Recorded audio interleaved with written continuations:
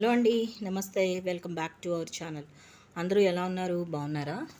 ఈరోజు నేను దేవీ నవరాత్రుల్లో 5వ రోజు పూజలు అందుకునే లలితాదేవి గురించి వివరించే ప్రయత్నం చేస్తాను.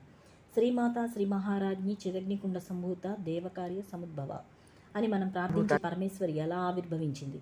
మన ఆంధ్రదేశంలో దక్షిణ కాశీగా పిలువబడే దక్షారామం పూర్వం దక్ష పరిపాలించేవాడు. దక్షిణ యొక్క కుమార్తె సతీదేవి. ఈశ్వర్ని సతీదేవి వివాహమాడింది.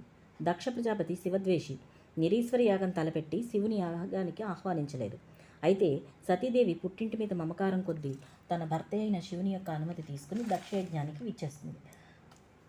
తండ్రి శివనింద చేసి తనను అవమానించడం వల్ల అది తట్టుకోలేని దాక్షాయిని అగ్నిని సృష్టించుకుని ఆహుతి అవుతుంది. ఈ సతీదేవి మరల హిమవంతుని పుత్రిక అయిన పార్వతిగా జన్మించింది. పరమేశ్వరుడు హిమాలయాల్లో తపస్సు చేస్తూ ఉండేవాడు. హిమవంతుడు తమ పుత్రిక అయిన పార్వతికి మీ సేవ చేసుకునే అవకాశాన్ని ఇవ్వమని ఈశ్వరుని ప్రార్థించాడు. అందుకు సరే అంటాడు పరమేశ్వరుడు. పూర్వం తారకాసుడు అనే రాక్షసుడు ఉండేవాడు. వానికి మరణం శివపార్వతులకు కలిగిన పుత్రుల వల్ల సంభవించాలని వరం పొందుతాడు. దేవతలందరూ మన్మథుని ప్రేరేపించి శివపార్వతుల కళ్యాణం జరిపించాలని నిశ్చయించుకుని మన్మథుని ప్రేరేపిస్తారు. పార్వతీదేవి ఈశ్వరుని సేవ చేసే సమయంలో మన్మథ బాణ పీడితుడైన శివుడు చంచలత్వానికి గురి అవుతాడు. జరిగిన సంఘటనకు శివుడు ఆగ్రహించి మన్మథుని భస్మం చేసి అక్కడి నుండి తన పరివారంతో అదృశ్యమవుతాడు.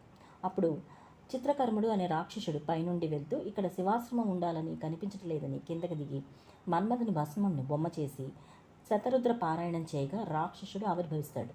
ఈ శతరుద్ర పారాయణానికి మెచ్చిన రుద్రుడు వేరే బ్రహ్మాండం నుండి ఇచ్చటకు వచ్చి ఆ రాక్షసునికి ఈ బ్రహ్మాండాన్ని 60,000 సంవత్సరాలు పరిపాలించమని వరం ఇచ్చాడు. పార్వతిని పెండ్లాడిన శివుడు వేరు, ఈ రుద్రుడు వేరు. బ్రహ్మ ప్రత్యక్షమై బండ అంటే సంస్కృతంలో బేష్ అని అర్థం. ఆ రాక్షసుని పేరు భండాసురునిగా రూపాంతరం చెందింది. అయితే ఈ భండాసురునికి ఈ బ్రహ్మాండంలోని ఏ పురుషుని చేతిలోనూ మరణం లేదని రుద్రుడు వరం ఇచ్చాడు. ఈ భండాసురుడు దక్షిణ భారతదేశంలో మందరగిరి పర్వతం వద్ద ఒక శూన్యక నగరాన్ని నిర్మించుకుని పరిపాలన సాగించాడు. మిగిలిన మన్మథుని బూడిద నుండి విషంగుడు, విసుక్రుడు అనే 2 రాక్షస సోదరులను సృష్టించాడు.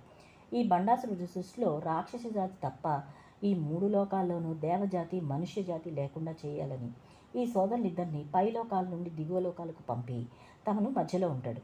వీడు పురుష జాతి, స్త్రీ జాతిలో ఉండే సంతానోత్పత్తి శక్తిని నిర్వీర్యం చేస్తాడు. 60,000 సంవత్సరాలు ఈ బ్రహ్మాండాన్ని పరిపాలిస్తాడు.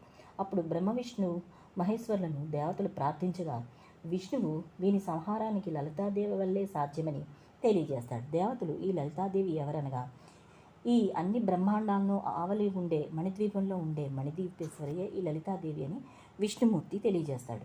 దేవతలందరూ మణిదీపేశ్వరికి పయనమయ్యి రుద్రుడిని ప్రార్థించగా రుద్రుడు ప్రత్యక్షమయ్యి మీరు బ్రహ్మాండంలో అక్కడికి సంబంధించిన మూలికలతో యాగం చేస్తే లలితాదేవి ప్రసన్నమవుతుందని చెప్పి సప్తమారుతములకు మూలికలతో యాగం చేయగా లలితాదేవి ప్రత్యక్షమై కొన్ని వేల లక్షల స్త్రీ సైన్యంతో బండాసురుని వధిస్తుంది.